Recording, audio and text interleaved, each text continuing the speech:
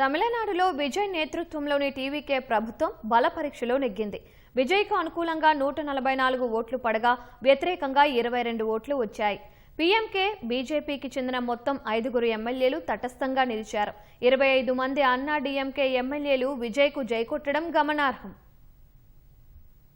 తమిళనాడు శాసనసభలో టీవీకే ప్రభుత్వం తన బలాన్ని నిరూపించుకుంది. మే 13వ తేదీలోగా మెజారిటీ నిరూపించుకోవాలని గవర్నర్ రాజేంద్ర ఆర్లేకర్ ఆదేశించిన నేపథ్యంలో ఇవాళ తమిళనాడు అసెంబ్లీలో ఫ్లోర్ టెస్ట్ నిర్వహించారు. బల పరీక్షలో విజయ్కు అనుకూలంగా 144 మంది సభ్యులు ఓటు వేయగా వ్యతిరేకంగా 22 మంది ఓటు వేశారు. పీఎంకేకు చెందిన 4, బీజేపీకి చెందిన 1 ఎమ్మెల్యే తటస్థంగా ఉన్నారు. సభ ప్రారంభం కాగానే బల పరీక్షపై తీర్మానాన్ని సీఎం విజయ్ ప్రవేశపెట్టారు. వివిధ పార్టీల ఫ్లోర్ లీడర్లు తమ గళాన్ని వినిపించారు. కాంగ్రెస్ తో పాటు CPI, CPM, VCK, IUML, DMDK పార్టీలు విజయ్ ప్రభుత్వానికి పూర్తి మద్దతు ప్రకటించాయి. డీఎంకేతో పాటు అన్నా డీఎంకే పళనిస్వామి వర్గం వ్యతిరేకించాయి. బల పరీక్షకు ముందుగానే విజయ్ తమిళనాడు ప్రజల విశ్వాసాన్ని కోల్పోయారని డీఎంకే నేత ఉదయనిధి స్టాలిన్ ఆరోపించారు. ఎన్నికల్లో 65% తమిళనాడు ఓటర్లు విజయ్కి వ్యతిరేకంగా ఓటు వేశారని పేర్కొన్నారు. ఇప్పుడు వేరే దారి లేక డీఎంకే కూటమిలోని పక్షాలతోనే విజయ్ ప్రభుత్వాన్ని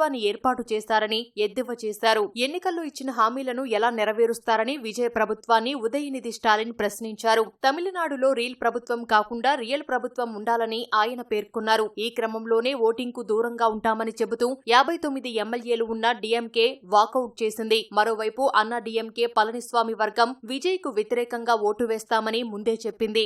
విజయ్ ప్రభుత్వం తమ పార్టీలోని కొందరు ఎమ్మెల్యేలకు డబ్బు ఆశ చూపి ఆకర్షించే ప్రయత్నం చేసిందని పళనిస్వామి ఆరోపించారు. పళనిస్వామి వ్యాఖ్యలను అన్నా డీఎంకేలోని షణ్ముఖం వర్గం ఖండించింది. తమ వర్గం ఎమ్మెల్యేలు ప్రభుత్వానికి మద్దతుగా ఓటు వేస్తారని తెలిపింది. తమిళనాడు అసెంబ్లీలో చర్చ సందర్భంగా తొలుత మాట్లాడిన కాంగ్రెస్ సభ్యులు తాము విజయ్ కు మద్దతు ఇస్తున్నట్లు ప్రకటించారు. విజయ్ సీఎంగా బాధ్యతలు చేపట్టిన తర్వాత తీసుకున్న తొలి 3 నిర్ణయాలపై హర్షం వ్యక్తం చేశారు. ఆ తర్వాత వామపక్షాలు విజయ్ కు మద్దతు ప్రకటించాయి. తమిళనాడులో గవర్నర్ రూల్ ను అడ్డుకోవాలనే అభిప్రాయాన్ని సిపిఎం వ్యక్తం చేసింది. కేంద్ర ప్రభుత్వం తమిళనాడు హక్కులను కాలరాస్తోందని సిపిఐ ఆరోపించింది. విజయ్ 5 ఏళ్ల పాటు కొనసాగాలని వీసీకే ఆశాభావం వ్యక్తం చేసింది. అయితే ఓఎస్డీగా వ్యక్తిగత జ్యోతిష్యుణ్ణి విజయ్ నియమించడంపై అభ్యంతరం వ్యక్తం చేసింది. విజ్ఞాన శాస్త్రానికి సీఎం అధిక ప్రాధాన్యం ఇవ్వాలని సూచించింది.